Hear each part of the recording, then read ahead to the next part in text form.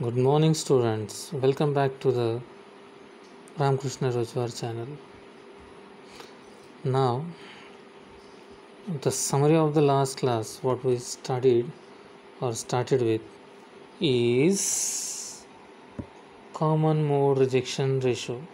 In that, we seen formula for common mode rejection ratio, that is CMRR is equal to AD by AC, and also we seen that CMRR in decibel is equals to 20 log to the base 10 AD by AC, right?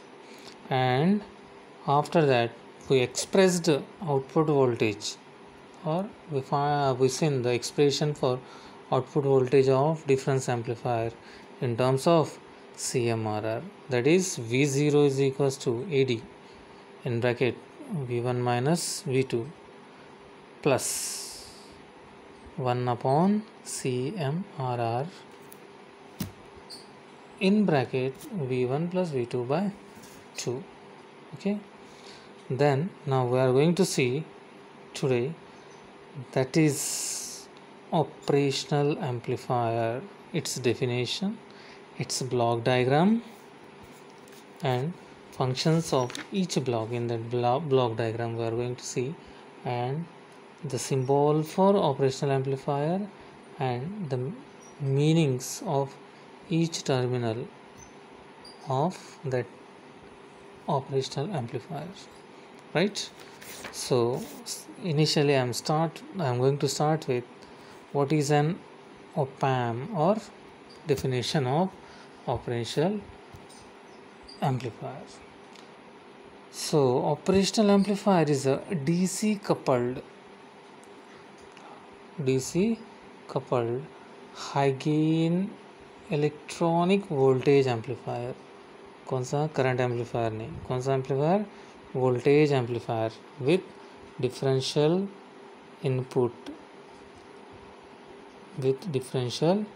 Input and single ended output. Input में input 1 V1, input 2 V2 दो रहेंगे, और लेकिन output में एक ही output मिलेगा, right? And what is the speciality of op-amp? Op-amp amplify the voltage difference between the two differential inputs. दो inputs के डिफरेंस को वो एम्पलीफाई करता है, जैसे कि हमने पहले उसके सर्किट डायग्राम में देखा था. आपको याद हो तो दो ट्रांजिस्टर थे, Q1 एंड Q2, राइट? तो यहाँ पे जो इमीटर है शॉर्टेड है ना, और बेसिस पे इनपुट. आउटपुट कहाँ ले रहे हैं हम? यहाँ पे. बाकी मैं बना नहीं रहा हूँ, तो दोनों के बीच में हम आउटपुट ले रहे हैं, राइट? इधर V1, इधर V2. ठीक है बेटा? देन तो आपको समझ गया कि वो डिफरेंस को एम्पलीफाई करता है, राइट? और ओपैम्प के बहुत सारे यूजेस है, और उसमें मैथमेटिकल यूजेस कॉमन है उसके. ठीक है? कॉमन मैथमेटिकल ऑपरेशंस है वो परफॉर्म करता है, like addition, subtraction and integration and differentiation. वो एडिशन करता है, सब्सट्रैक्शन करता है, डिफरेंशिएट करता है, इंटीग्रेट करता है, राइट बेटा? ये उसका काम. Now we are going to see the block diagram, यानी वो अंदर से काम कैसे करता है, या उसके कितने स्टेजेस हैं और हर स्टेज का क्या रोल है, ये हम देखेंगे. Block diagram of operational amplifier. See here. So there are 4 parts, or we divided the op-amp in 4 main parts. So each part we are calling it as a block, right? So this is a block diagram for operational amplifier. So the first stage, if you see, मैं round कर रहा हूँ. If you see the first stage, तो क्या है?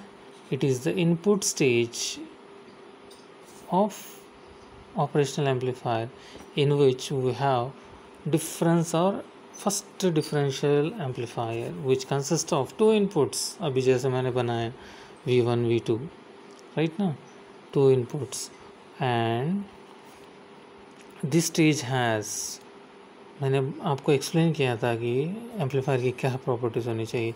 Input impedance must be high, तो यहाँ पे हाई इनपुट इम्पिडेंस और क्या हाई वोल्टेज गेन देगा, ठीक है। स्टेज वन को हम कनेक्ट करते हैं स्टेज 2 से, और स्टेज टू यानी बीच का स्टेज है, ये आउटपुट है क्या, नहीं, तो it is intermediate stage.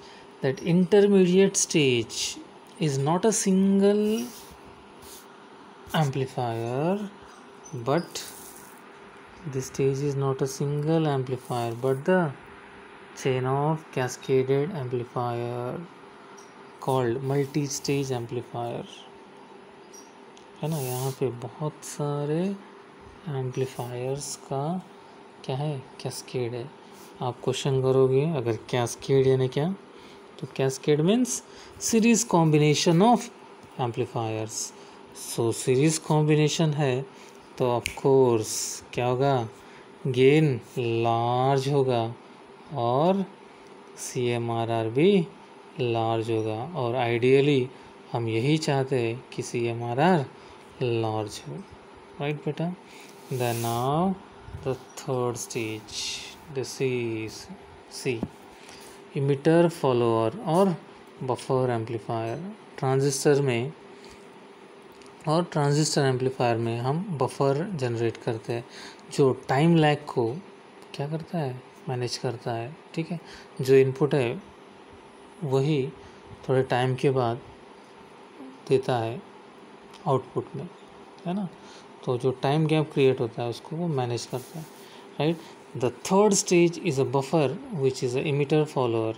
Emitter follower means जहाँ पे इनपुट में जो है वही आउटपुट में आपको मिलेगा, whose input impedance is very high, हमको वही चाहिए, इनपुट इम्पिडेंस क्या चाहिए, वेरी हाई चाहिए, and this prevents the loading of the high gain stage. यहाँ पे जो बफर होने वाला था बॉडी से या रुकने वाली स्टेज है वो रुकने नहीं देगा, वो क्या, या लोडिंग होने नहीं देगा, वो स्मूथली मूव कराएगा सिग्नल्स को, right. And the fourth stage is level shifter, ठीक है। लेवल शिफ्टर में होता क्या है, क्या देखो बेटा, एक कॉमन सेंस या कॉमन चीज़ हमें बॉडी से समझती है कि अगर इनपुट नहीं है तो आउटपुट नहीं होगा, हम पढ़ाई नहीं करेंगे तो क्या नहीं होगा, रिजल्ट अच्छा नहीं आएगा, एग्ज़ाम में लिख नहीं पाएंगे, राइट ना। अब पढ़ाई नहीं कर पाएंगे तो एग्ज़ाम में लिख नहीं पाएंगे, है ना, एग्ज़ाम में लिख नहीं पाएंगे तो रिज़ल्ट अच्छा नहीं आएगा, राइट। तो इनपुट नहीं तो आउटपुट नहीं, तो यहाँ पे लेवल शिफ्टर का वही रोल है। अगर विदाउट लेवल शिफ्टर क्या, विदाउट इनपुट आउटपुट में पॉसिबल, ऐसा होता नहीं, तो इसलिए लेवल शिफ्टर है, which brings the output to the ground potential in the absence of input. Understanding?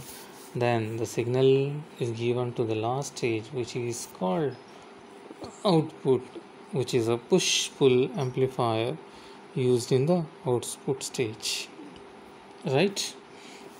Then तो ब्लॉक डायग्राम आपको समझ गया, ये फोर्थ वाला आउटपुट स्टेज में लेवल शिफ्टर है, ठीक है। लेवल शिफ्टर का काम मैंने समझा दिया, आपको समझ गया ऐसा मैं एक्सपेक्ट करता हूँ, ठीक है।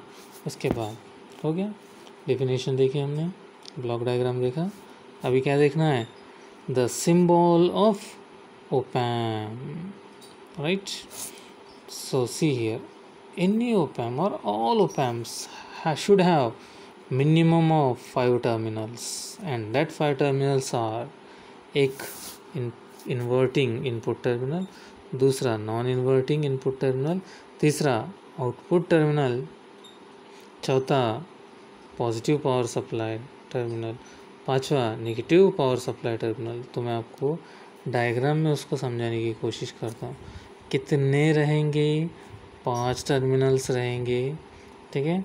आगे हमारा है अभी क्या, symbol of operational amplifier, circuit symbol of operational amplifier. Yes, this is the circuit symbol of operational amplifier.